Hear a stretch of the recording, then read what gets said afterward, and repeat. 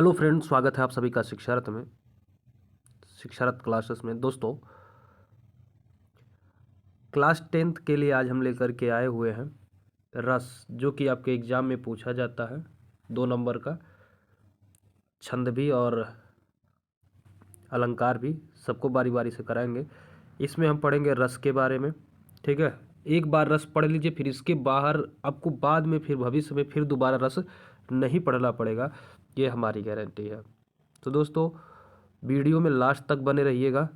अगर कुछ सीखना चाहते हैं तो शुरू से लास्ट तक बनिए रहिएगा। आइए शुरू करते हैं आज की क्लास को। और हमने बिल्कुल नोट्स की तरह लिखा हुआ है, जिस तरह से हमने यहाँ लिखा वैसे ही आप जाके एग्ज़ाम हॉल में लिख देंगे, एकदम आपको पूरा का पूरा नंबर मिलेगा। ज़्यादा कुछ हमने नहीं दिया है, पोथा नहीं लिखवाया है, बस मेन चीज़ें जो कि आपको नंबर दिलाएंगे वही चीज़ें हमने इसमें लिया है। दिव्य ज्ञान की बात है। ठीक है, आइए देखिए, हिंदी हिंदी क्या होता है। हिंदी में रस, रस का अर्थ क्या होता है, पहले इसको जानते हैं। रस का अर्थ होता है आनंद। रस का मतलब होता है क्या? आनंद। रस रस काव्य की आत्मा है। रस का है काव्य की आत्मा है। इस शब्द को आचार्य रामचंद्र शुक्ल ने कहा था। रस को आचार्य रामचंद्र शुक्ल ने क्या कहा है कि रस क्या है? काव्य की आत्मा है। ठीक है, वाक्य रस रसात्मकम काव्यम, यानी वाक्यम रसात्मकम काव्यम, आचार्य विश्वनाथ जी ने कहा था। ठीक है, कहाँ कहा था? तो अपने साहित्य दर्पण में इन्होंने, आचार्य रामचंद्र विश्वनाथ जी ने, ठीक है, आचार्य विश्वनाथ जी ने क्या कहा है कि वाक्य रसात्मकम काव्यम, कि वाक्य क्या है? एक रस का काव्य है। ठीक है, अब देखिए वही चीज़ आचार्य रामचंद्र शुक्ल ने क्या कहा कि रस काव्य की आत्मा है, यानी काव्य लिखना तो बिना रस के नहीं होगा। आइए, एक थे भरत मुनि, उन्होंने क्या कहा था उनके बारे में जानते हैं। रस सर्वप्रथम, रस के जनक आचार्य भरत मुनि हैं। ठीक है, अगर रस के जनक के बारे में बात की, यानी रस संप्रदाय के जनक कौन है, तो दोस्तों रस संप्रदाय के जनक है आचार्य भरत मुनि। ठीक है, इन्होंने नाटक शास्त्र पंचम वेद अर्थवेद, जो कि अर्थवेद है, उसमें इसकी चर्चा किया है। ठीक है, तो रस संप्रदाय के जनक अगर किसी को माना जाता है तो कौन है? आचार्य भरत मुनि। ठीक है, काव्य की आत्मा किसने कहा था? तो आचार्य रामचंद्र शुक्ल ने कहा था। आइए रस की परिभाषा की ओर बढ़ते हैं। रस की परिभाषा क्या है उसको समझते हैं। किसी वाक्य को सुनकर, पढ़कर, किसी दृश्य को देखकर जो अनुभूति होती है उसे रस कहते हैं। जैसे किसी वाक्य को सुन लिए, मान लीजिए गाना सुन रहे हैं। ठीक है, गाना सुनकर उसमें रस में डूब गए कि डूबा डूबा मैं तेरी आंखों में डूबा। ठीक है, तो वहीं पे कहा वो बहक गए, तो क्या है? वो एक रस है, उसका आनंद ले रहे हैं ना। वैसे ही पढ़ कर, कोई काव्य है, कोई चुटकुला है, उसको पढ़ करके आप मन ही मन मुस्कुरा रहे हैं, हंस रहे हैं, जोर जोर से हंस रहे हैं, या मन में मुस्कुरा रहे हैं, तो क्या है? रस है, आप उसका रस ले रहे हैं। ठीक है, दृश्य, कोई दृश्य को देख करके, कोई कूद रहा है, कोई फिसल के गिर गया तो आप देख के हंसेंगे। ठीक है, तो मन ही मन मुस्कुरा रहे, तो कोई दृश्य है उसको देख कर अगर आप रस की अनुभूति करते हैं, जो भी अनुभूति आप कर रहे हैं उसी को क्या कहते हैं? रस कहते हैं। अच्छा, ये रस जो है, रस का मतलब ऐसा नहीं कि हमेशा खुशी रहेंगे, हो सकता है कभी दुखी भी हो। मान लीजिए कोई अपना गिर जाएगा तो दुखी हो जाएंगे। तो वही तरह से, तो जो भावना हमको, जो अनुभूति होती है किसी काव्य को देखकर, ठीक है, किसी वाक्य को सुनकर, ठीक है, किसी दृश्य को देखकर, किसी काव्य को पढ़कर जो अनुभूति हमें होती है वही क्या है? रस है। जैसे चुटकुला सुनकर हंसना, ठीक है, कॉमिक्स पढ़कर हंसना। ठीक है, तो ये सब क्या है? रस है। आइए रस के बारे में और डिटेल में चर्चा करते हैं। ये सबसे महत्वपूर्ण बात है जो कि पूछता है। देखिए, रस और रस के स्थायी भाव के बारे में पूछता है। ठीक है, तो कुल 11 रस हैं। ठीक है, और इसमें हमने 11 रस को लिया, लेकिन होते कितने हैं? अगर पूछेगा प्रकार में कितने हैं तो आप 9 रस बताइएगा। ठीक है, आइए सुनते हैं। चलिए देखिए, श्रृंगार रस, श्रृंगार रस का स्थायी भाव क्या है? रति या प्रेम। श्रृंगार रस का स्थायी भाव रति या प्रेम, ठीक है। हरस, हास्य रस का मतलब होता है हास, इसका स्थायी भाव हास।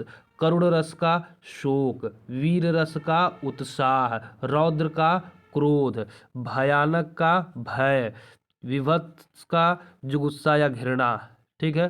दोनों में से कोई एक लिख सकते हैं।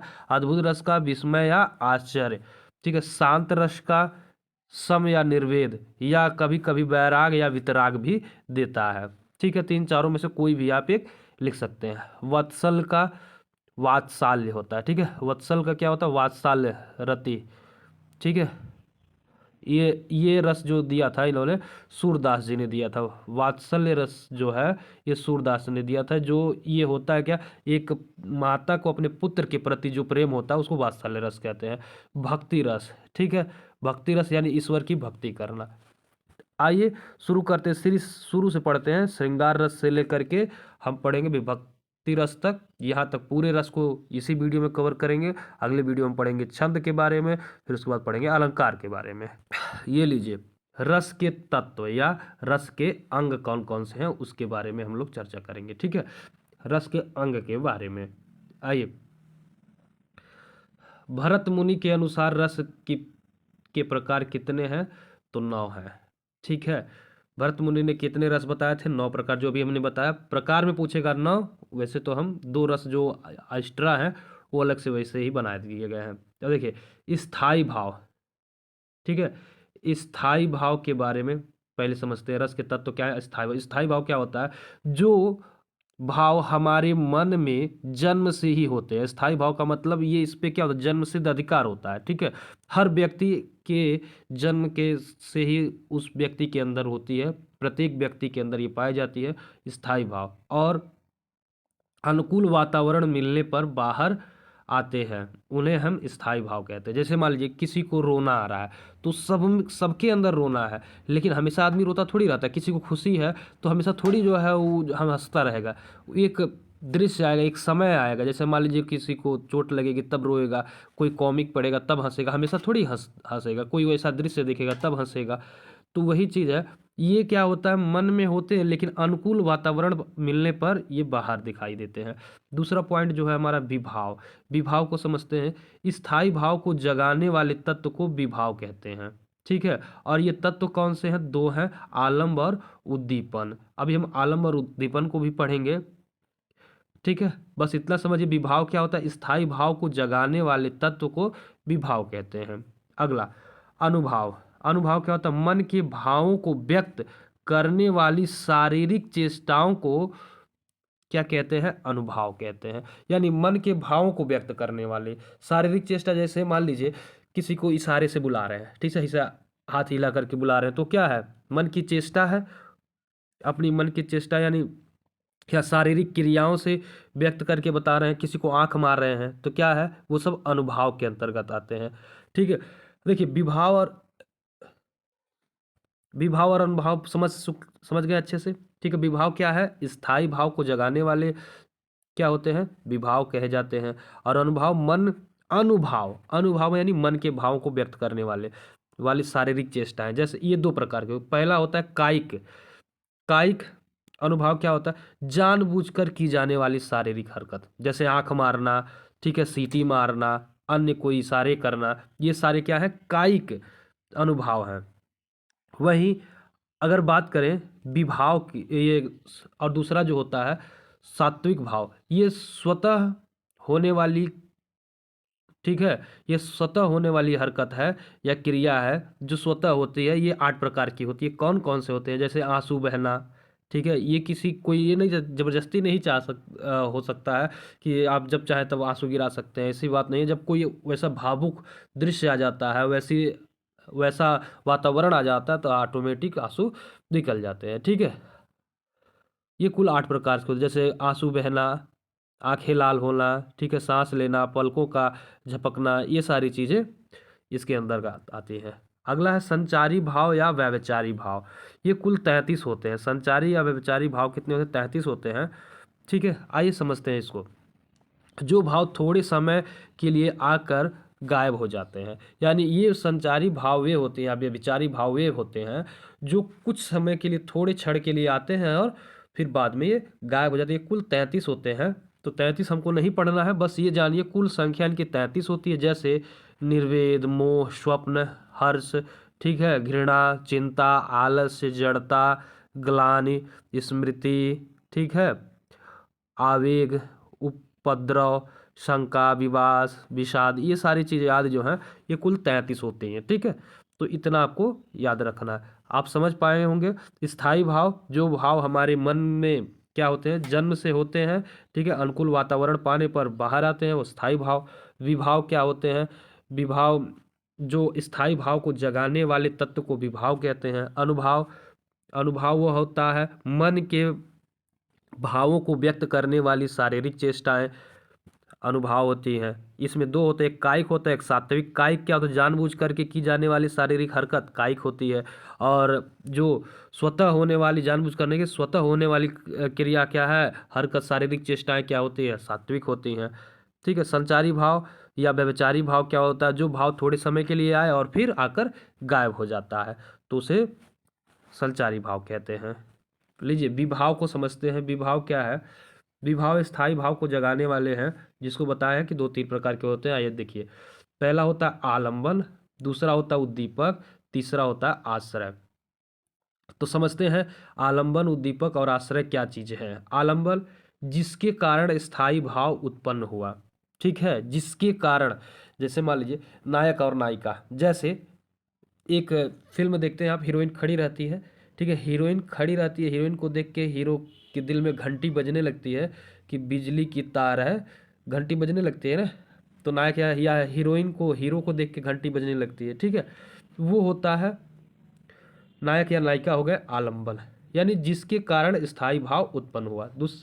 उद्दीपक, उद्दीपन क्या होता है, स्थायी भाव को तीव्र करने वाले, ठीक है, स्थायी भाव को तीव्र, जैसे मान लीजिए आलंबन हो गया कि एक खड़ी लड़की को तुझे देखा तो ये जाना सनम, ठीक है, तुझे देखा तो ये जाना सनम, ये क्या हो गया, आलंबन हो गया। लड़की खड़ी है, लड़का खड़ा है, ठीक, वहां पे खड़ा, उसको देख लिया। अब लड़की क्या है, सौंदर्य, पहनावा, ठीक है, यानी कुछ अच्छी चीज, या मान लीजिए सेंट ही मारी है, या अच्छे से कोई जो है आभूषण पहनी हुई है, या लड़का है, लड़का अच्छे से जुल्फों को अपने संवार रहा है, ठीक है, तो वहाँ पे ये सब क्या है, उद्दीपन है, ठीक है। और इस बाल संवारने को देख कर के लड़की उस पर मोहित हो रही है, या लड़का मोहित हो रहा है, ठीक है, तो वही चीज़ क्या है, उसी को क्या कहते हैं, उद्दीपन कहते हैं। ये बाल झाड़ने की वजह से लड़की उसके प्रति क्या हो रही है, अट्रैक्ट हो रही है, या लड़का उसके प्रति अट्रैक्ट हो रहा है, ठीक है, तो वही चीज़ है उद्दीपन। आश्रय क्या होता है, जिसके हृदय में स्थायी भाव जागृत हो,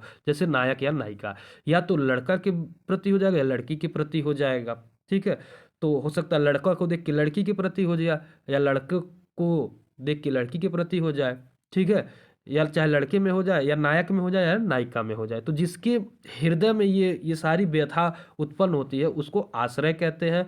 उद्दीपन, जिस जो क्या करे, जिसके स्थायी भाव को, जो आलंबन है नायक और नायिका में, जो उसमें तीव्रता ला देता है, ठीक है, अस्थायी भाव में तीव्र करने के वाले तत्व जो होते हैं उसको उद्दीपन कहते हैं।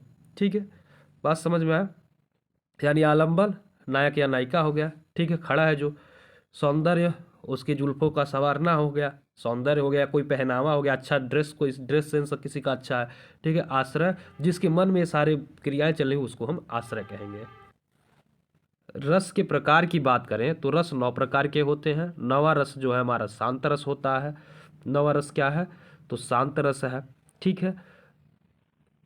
और रसराज की बात करें तो श्रृंगार रस को रसराज कहा जाता है। इसमें दो चीजें होती है, एक संयोग और दूसरा वियोग। संयोग मतलब जब क्या होता है, नायक नायिका का मेल होता है तब संयोग होता है, और जब वियोग तब होता है जब उन दोनों में अलगाव होता है। जैसे मान लीजिए नायक और नायिका के बीच में क्या हो गया, प्रेम हो गया, ठीक है, तो प्रेम हो गया, ठीक, तो संयोग हो गया।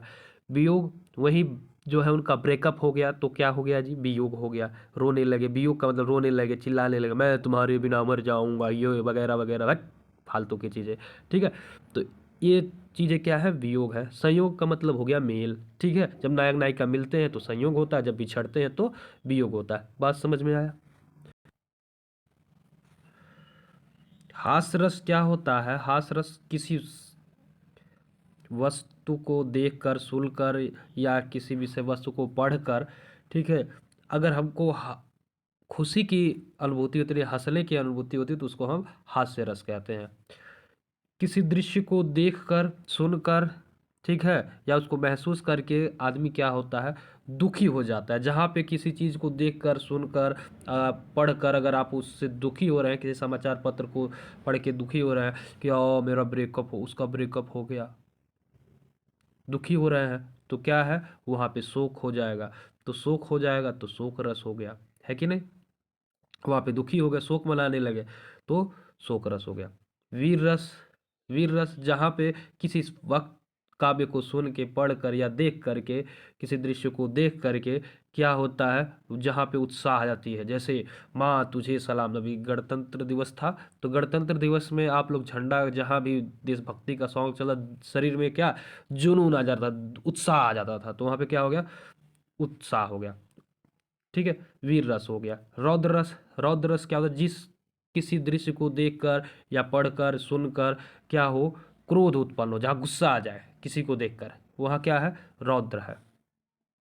भयानक रस, भयानक का मतलब भय, किसी चीज़ को देखकर भय। जैसे मान लीजिए आपका हाई स्कूल का एग्जाम आया, आप 10वीं का एग्जाम देने जा रहे हो, डर है कि पास होंगे कि फेल होंगे, क्या होगा, तो क्या है, एक भय है। विभत्स रस, ठीक है, किस विभत्स का मतलब ऐसा कुछ हो, किसी चीज़ को देख के घिन आ जाए, ठीक है, घृणा होने लगे, तो वही क्या है, विभत्स रस है, ठीक है। अद्भुत रस, किसी को देख के आश्चर्य, अरे ये पास हो गया कैसे, अरे इसको इतनी अच्छी गर्लफ्रेंड कैसे मिल गई, ठीक है, तो ये चीज़ें क्या है, आश्चर्य है। तो जहाँ पे पढ़ के लगे क्या हो कि आश्चर्य जहाँ पे हो रहा है, ठीक है, वहाँ वहाँ क्या होगा, अद्भुत रस होगा। शांत रस, ठीक है, सम या निर्वेद या वितराग हो जाएगा, ठीक है। वत्सल रस, जो अगर कहीं ऐसा लगे कि मम्मी अपने, माता अपने पुत्र के प्रति प्रेम दिखा रही है, तो हाँ, वात्सल्य रस। भक्ति रस, जैसे मान लीजिए हरे कृष्णा हरे रामा, जहाँ संगीत हो रहा है, कोई भक्त अपने प्रभु के बारे में कोई काव्य कह रहा है, किसी को अपनी भक्ति का प्रदर्शन कोई कर रहा है, तो वहाँ पे भक्ति रस हो जाएगा, ठीक है। तो ये चीज़ें थी। अगर दोस्तों आपको इसका नोट्स चाहिए क्लास 10th के लिए, ये रस का, तो हमारे एक नंबर पे व्हाट्सअप कीजिएगा कि क्लास 10th हिंदी व्याकरण का नोट्स सर दीजिए, तो हम आपको व्हाट्सअप नंबर एक हमारा 8574326650, इस पर आप हमको व्हाट्सअप कर सकते हैं। व्हाट्सअप करिएगा कि क्लास 10th व्याकरण का नोट्स दीजिए सर, तो हम आपको प्रोवाइड करा देंगे। ठीक है दोस्तों, मिलते हैं नेक्स्ट वीडियो में।